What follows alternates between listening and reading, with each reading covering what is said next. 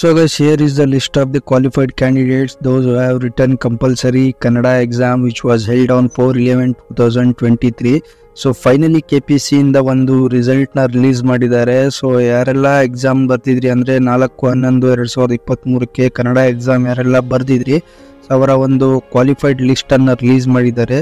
So ನೀವು in case ನೀವು ಆ ಎಕ್ಸಾಮ್ನ ಅಟೆಂಡ್ ಮಾಡಿದರೆ ನೀವು ನಿಮ್ಮ ರಿಜಿಸ್ಟರ್ ನಂಬರ್ ಮೂಲಕ ಒಂದು ರಿಸಲ್ಟ್ನ ಚೆಕ್ ಮಾಡ್ಬೋದು. So whether you have qualified or not ಅಂತ.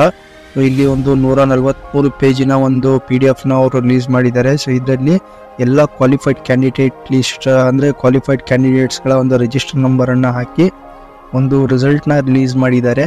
ಸೊ ಇನ್ನೊಂದೇನಪ್ಪ ಅಂದರೆ KPSC ಇಂದ ರಿಲೀಸ್ ಆಗಿರೋದು. ಇನ್ನೊಂದು KPSCಯಲ್ಲಿ ಈ ಒಂದು ಕನ್ನಡ ಎಕ್ಸಾಮ್ ಯಾರೆಲ್ಲ ಅಂದರೆ ಒಂದು ಕ್ವಾಲಿಫೈಡ್ ಆಗಿದ್ದೀರಾ, ಮುಂದೆ ಬರುವ KPSCಯ ಯಾವುದೇ ಪೋಸ್ಟಿಗೆ ಮತ್ತು ಕನ್ನಡ ಎಕ್ಸಾಮ್ನ ಬರೆಯುವ ಅವಶ್ಯಕತೆ ಇರೋದಿಲ್ಲ. ಸೊ ಈ ಒಂದು ರಿಸಲ್ಟು ಮುಂದೆ ಬರುವ ಎಲ್ಲ ಒಂದು ಪೋಸ್ಟ್ಗೆ ಅಪ್ಲೈ ಆಗಿರುತ್ತೆ. ಸೊ ಆವಾಗ ನೀವು ಒಂದು ಆಪ್ಷನಲ್ಲಿ Kannada exam qualified or not ಅಂತ ಒಂದು ಆಪ್ಷನ್ ಕೊಟ್ಟಿರ್ತಾರೆ ಎಲ್ಲ ಒಂದು ಪೋಸ್ಟಲ್ಲಿ ಅಪ್ಲೈ ಮಾಡುವಾಗ. ಸೊ ಅದರಲ್ಲಿ ನೀವು ಕ್ವಾಲಿಫೈಡ್ ಆದರೆ ನೀವು ಎಸ್ ಅಂತ ಆಗಬೇಕು, ಅದರ್ವೈಸ್ ನೋ ಅಂತ ಆಗಬೇಕು.